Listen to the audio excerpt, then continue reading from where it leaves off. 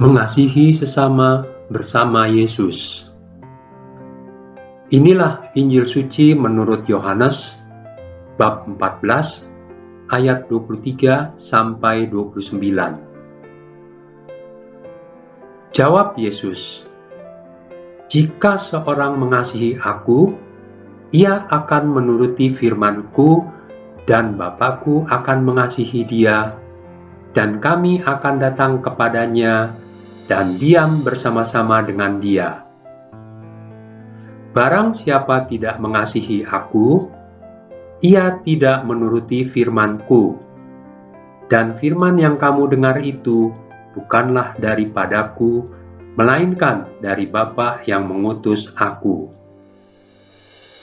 Semuanya itu kukatakan kepadamu selagi aku berada bersama-sama dengan kamu.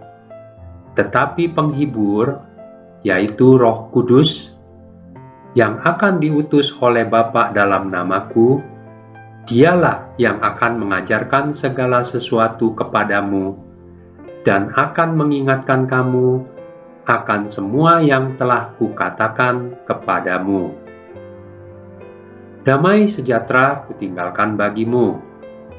Damai sejahteraku kuberikan kepadamu.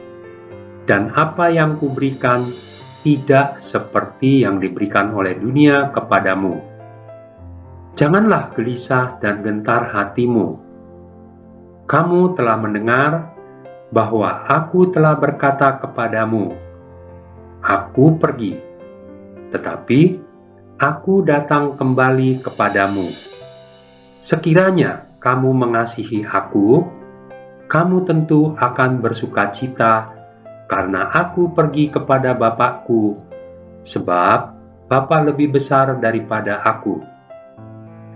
Dan sekarang juga aku mengatakannya kepadamu sebelum hal itu terjadi, supaya kamu percaya apabila hal itu terjadi."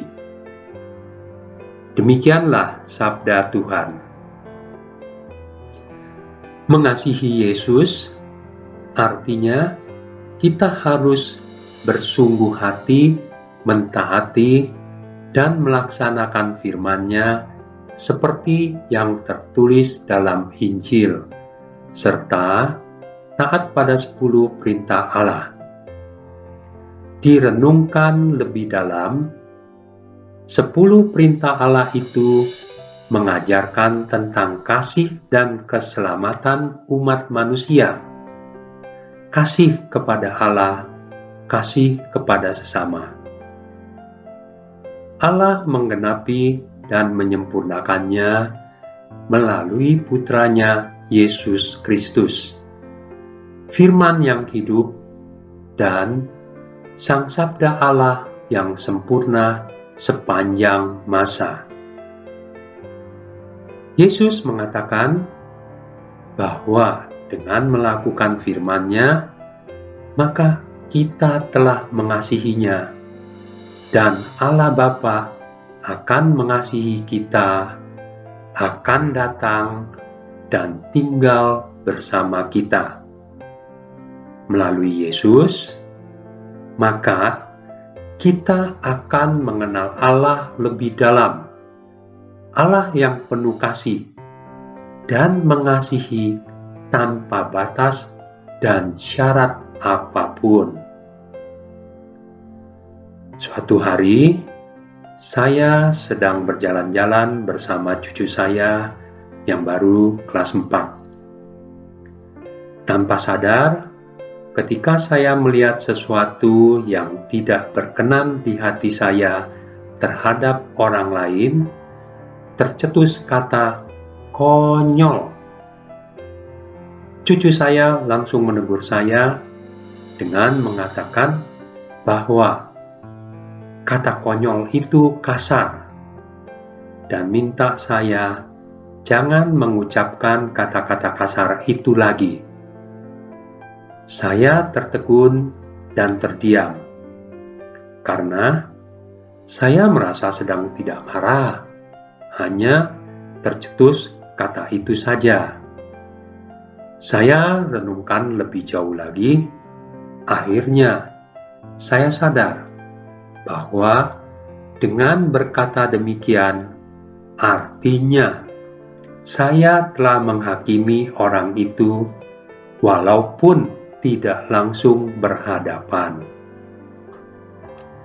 Melihat dan belajar dari kejadian di atas, kadang tanpa sadar kita sering menghakimi dan mencela orang lain. Di dalam firman Yesus, tidak ada kata-kata yang menghakimi dan kasar. Yesus selalu mengajar dan menegur orang bersalah, berdosa, atau yang memusuhinya dengan perkataan santun, dengan perumpamaan yang bijaksana. Itu adalah ajaran kasih. Maka dari itu, Yesus menghendaki kita dengan konsisten mengasihinya dan taat melaksanakan firman-Nya. Inilah kehendak Allah, di mana kita harus belajar meneladani Yesus di dalam kehidupan sehari-hari. Jangan biarkan dalam situasi apapun membuat kita menjadi lemah imannya dan melanggar firman-Nya, terutama tentang mencintai Allah dan sesama, saling mengampuni, berbela rasa dengan yang tidak mampu, membantu orang sakit, memberi makan kepada yang lapar, dan lain sebagainya. Marilah berdoa.